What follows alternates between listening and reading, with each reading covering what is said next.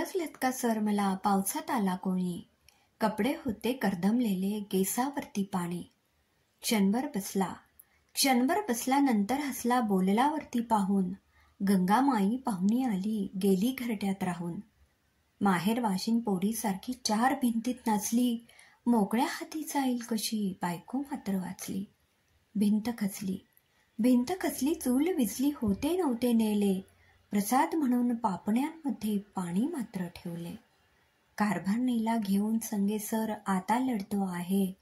पडकी भिंत बांधतो आहे, चिखल गाळ काढतो आहे. खिशाकडे हात जातात हसत हसत उठला. पैसे नको सर जरा एकटेपणा वाटला. मोडून पडला संसार तरी मोडला नाही कणा.